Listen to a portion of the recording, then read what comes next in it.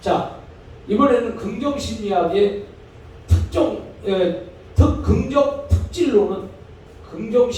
긍정 특질로는 자기 실현적 행복관에 근거하고, 자아 실현이에요. 거기에 내 행복관에 근거를 하고, 자기 실현적 행복관은 아리스토텔레스가 제시한 유데모니아라는 개념에서 기원이 된다. 유데모니아. 그래서 이 긍정 특질론이라고 하는 것은 긍정적인 특별한 성질에 관한 이론이에요.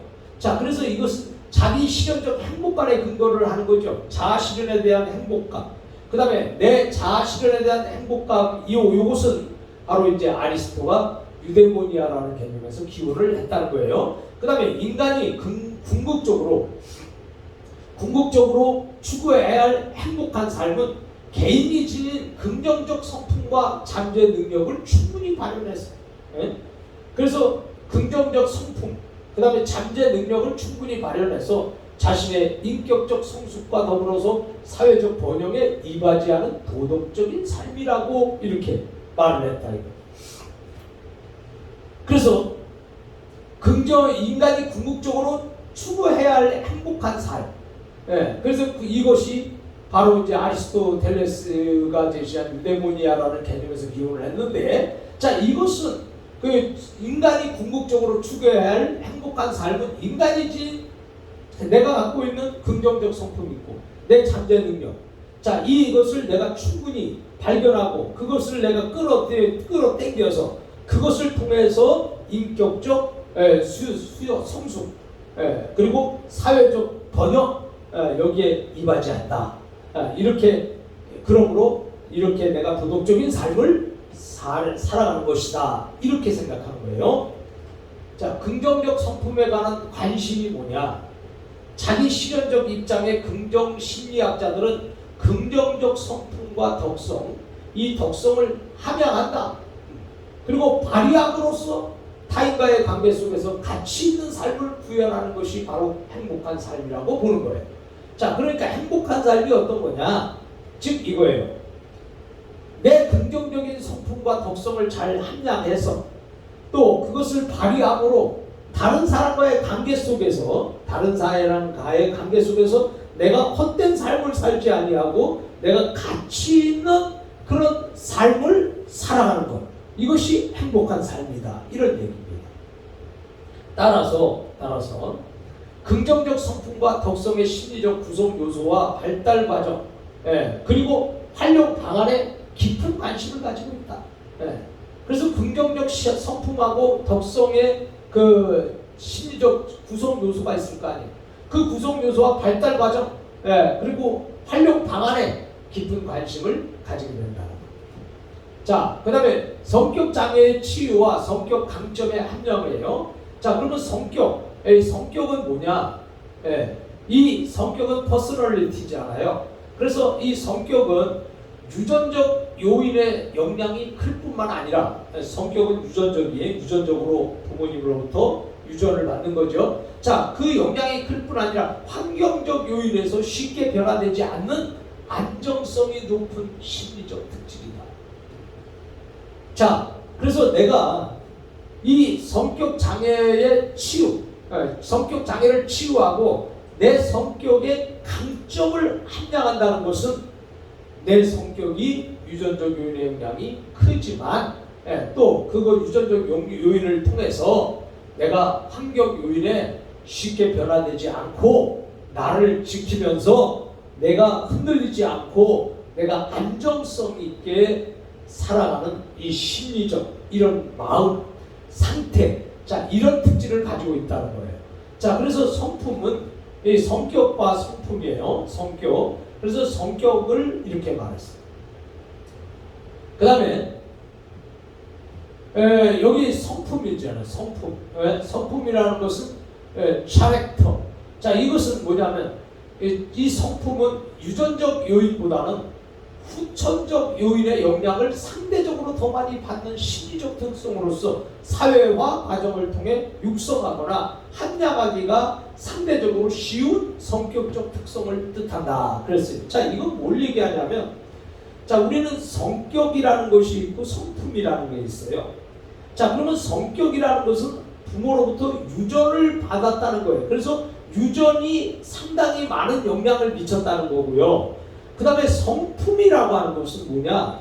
내가 부모로부터 유전받는 그것이 아니라 내가 이 세상을 살아가는 사회에서 내가 이 세상을 살아오는 과정에서 영향을 이렇게 상대적으로 많이 받는다. 그러니까 성격이 전이라고 하면, 선천적이라고 한다면 성품은 후천적이다. 이렇게 생각하면 쉽게 이해를 할 수 있겠어요. 그래서 성격은 선천적으로서 부모님한테 영향을 많이 받고, 그래서 내가 그것 성격을 가지고 내가 이렇게 살아가는 것이다.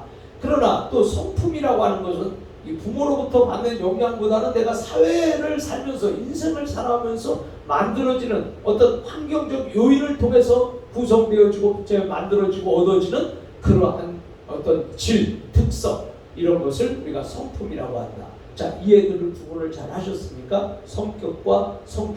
그 성격은 이 선천성, 성품은 후천성. 이렇게 여러분이 이해를 하시면 되겠어요. 자, 그 다음에 성격 장애의 치유와 성격 강점의 함량에서 성격 장애는 성격적 특성이 다양한 유형의 부조금적 양상으로 나타나는 경우다. 그러니까 적응하지 못해서 나타나는 어떤 것이라는 거예요. 그 다음에 성격 강점은 개인의 행복과 자기 실현을 지원하는 적응적인 성격 특성이다. 자, 그래서 여기 보면 이 성격 장애와 성격 강점이 있어요. 성격 장애는 내가 이 성격적 특성이 적응하지 못해서 생기는 그런 것이 이제 성격 장애고, 그 다음에 성격 강점은 내 개인의 행복과 나를 실현하는 그것을 지원하는 어떤 성질, 어떤 무엇이에요. 자, 그것을 우리가 성격 특성, 이것이 이제 강점이죠. 강점, 이렇게 볼 수 있어요.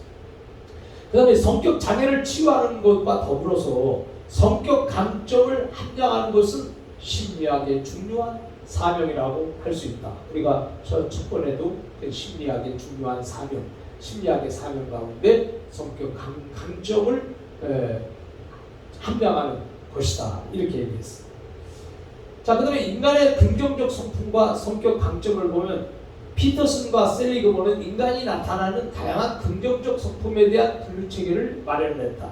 그 결과 6가지 덕목의 24개 성격 강점으로 구성된 것을 VIA 분류체계라고 이렇게 제시를 했어요. 자, 그 다음에 긍정적 성품을 함양하기 위해서는 각 성품에 대한 명확한 심리학적 이해와 또 그 성품을 측정할 수 있는 어떤 도구가 있어야 되잖아요. 뭐 성격이 좋든지 나쁘든지 어쨌든 그것을 측정하는 도구의 개발이 필요하다. 그리고 이러한 이론적 바탕과 연구 방법에 기반 위해서 성격 강점의 심리적 특성, 구성 요소, 촉진 및 억제 요인, 그 다음에 함량 방법 및 그 효과에 대해 관한 체계적인 연구가 필요하다는 이야기입니다. 자, 우리는 이제 긍정적 성품의 함량을 촉진하는 긍정 사회를 생각하겠어요. 자, 긍정적 성품, 아까 성품 얘기했죠. 그 다음에 함량을 촉진하는 긍정 사회. 여기서 성격과 성품을 아까 얘기했어요. 성격은 이제 선천적인 거라고 한다면 이 긍정적 성품은 후천적인 거죠. 여러분이 지금 긍정적 성품을 만들 수 있어요. 또 여러분들이 지금 긍정적 성품을 여러분이 가질 수 있어요. 자, 그래서 긍정적 성품의 함량을 촉진하는 긍정사회에 대해서 살펴보겠습니다. 긍정심리학은 구성원의 행복과 조직의 번영을 조화롭게 이루어 나가는 조직을 긍정조직이라고 지칭을 하고 있습니다. 그래서 우리는 긍정성격, 이 긍정세적인 성격, 이것은 긍정심리학자들은 이렇게 그 어떤 긍정조직, 자, 이런 것을 이렇게 조화롭게 조직의 번영을 조화롭게 행복하고 더불어서 이루어 나가는 것이다. 그 다음에 개인의 행복과 성장을 위해서는 가족, 학교, 지역사회를 긍정 조직으로 변화시키는 노력이 중요하다는 거예요. 그래서 개인의 행복과 성장을 위해서 가족, 학교, 지역사회 점점 나가서 이런 긍정적 조직으로 변화시키는 노력이 좋다, 중요하다, 이런 얘기예요. 자, 그 다음에 긍정가족이라면 가족이 뭐냐? 긍정가족은 건강한 가족이다. 건강한 가족. 그 다음에 기능적 가족이다. 그 다음에 성공적 가족이다. 강한 가족이 바로 긍정가족이다. 오늘 여러분은 긍정가족입니까? 이걸 이제 보면 되잖아요. 우리 가족은 건강한 가족인가? 또 우리 가족은 각자 나름대로 기능을 잘 수행하고 있는가? 또 우리 가족은 성공적인 가족인가?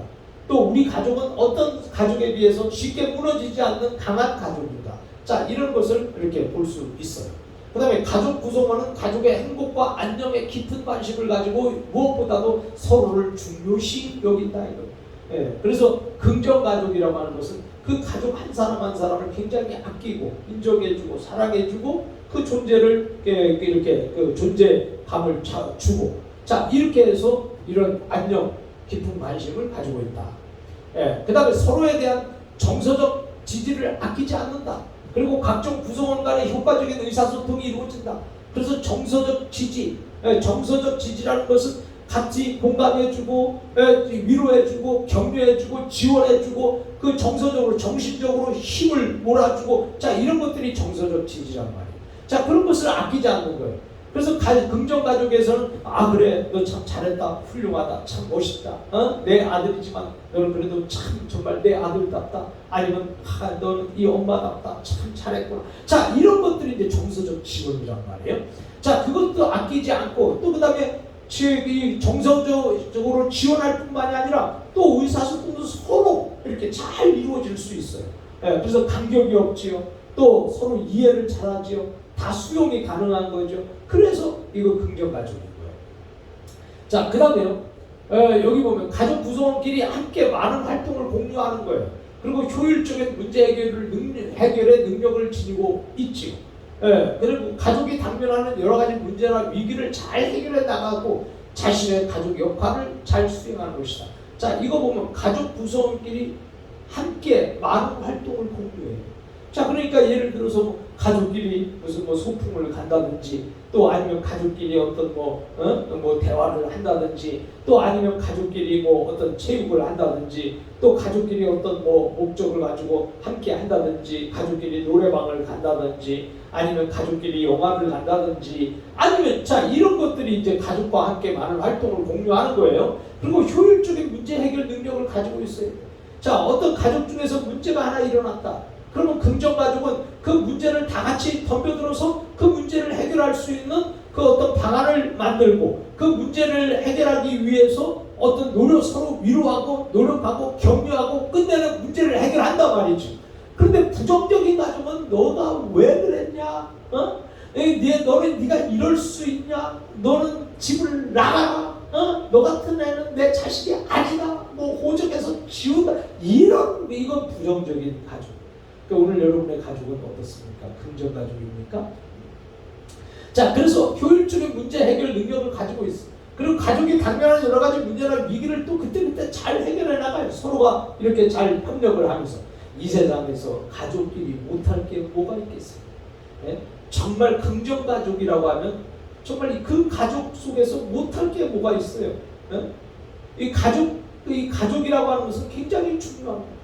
가족끼리의 그 보이지 않는 따뜻한 애착감, 또 가족끼리의 서로를 인정해주고 또 서로를 수용하는 것. 가족끼리는 어떤 일이 있어도 그게 흉이 되지 않아요. 가족끼리는.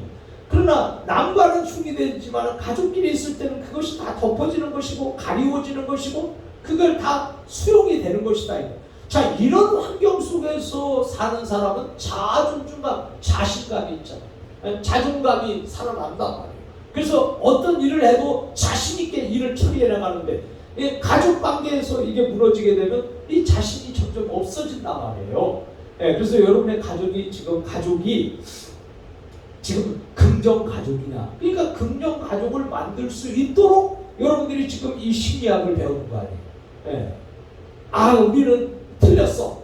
우리는 끝났어. 그렇게 하기 위해서 이 과목을 듣는 게 아니라, 여러분들이 이 과목을 듣는 이유는 내 가족, 우리 가족은 그렇구나. 내가 하나라도 이제는 긍정 가족이 돼야 되겠다. 그래서 우리 식구들에게 내가 소통하려고 하고 그들의 문제를 공감하고 또 가족들과 함께 많은 시간을 보내고 또 가족들과 더불어서 행복을 느낄 수 있다면 이게 긍정 가족이 되는 것이다.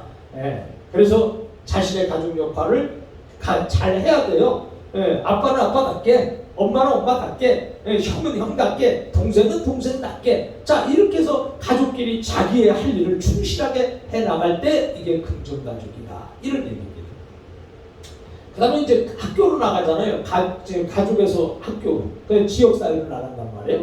자, 그러면 긍정 학교는 뭐냐? 학교는 육체적으로나 심리적으로 안전한 분위기를 제공해야 됩니다. 학교가.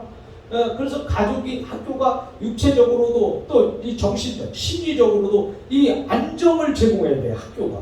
막 학교에서 막 불안하고 막 학교가 문제를 일으키고 막 이러면은 이건 안 되는 거예요. 자, 그 다음에 교사와 학생의 민주적인 신뢰 관계가 형성돼야 된다. 그래서 선생님과의 이 라포 형성이 잘 돼야 되잖아요. 그래서 민주적인 신뢰 관계가 형성되고 학교장은 교사, 학생, 학부모의 의견을 효과적으로 종합해서 반영하고 리더십이 거기에 대한 리더십도 필요할 뿐만이 아니라 학교에서 가르치는 교과목은 학생들의 사회적 적응뿐만 아니라 개인적 행복과도 연관이 돼야 되고 성장과도 연관이 돼야 되고 자, 이런 것들로 구성되어야 한다는 거예요. 그러니까 학교 교육이 어떤 지식만을 넣기 위한 그런 교육이 아니라 삶의 현장에서 여기 개인의 행복과 성장도 지원을 해야 된다는 것입니다. 예. 자, 그 다음에 이제 우리는 학교 교육을 긍정 지역사회. 자, 이제는 개인에서 학교에서 지역사회를 나갔어요. 건강한 지역사회는 모든 구성원의 기본적 욕구를 잘 충족시킨다. 예. 그래서 건강한 지역사회가 구성원의 경제적, 사회적 발달을 지원하죠. 예? 지원하고 그 다음에 신체적, 심리적 건강을 또 지원하기 위한 양질의 환경을 조성하여 주민들의 긍정적인 사회적 관계에 높은 가치를 둔다. 그래서 지역사회가 건강해야 돼. 예? 그래서 지역사회 건강을 위해서 그 지역사회를 위해서 운동을 할 수 있는 환경도 만들고 또 그 다음에 무슨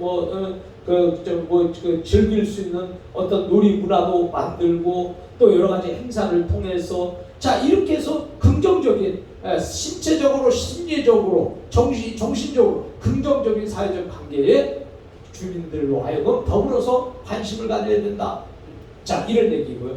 자 그다음에 긍정 지역 사회에서 역량 강화 임파워먼트죠. 역량 강화 임파워먼트는 지역사회 심리학의 중요 개념 중 하나로 사회적으로 소외돼서 혜택을 받지 못하는 사람들이 정당한 권리를 주장할 수 있는 정치적 역량을 갖출 수 있도록 도와주는 과정이다.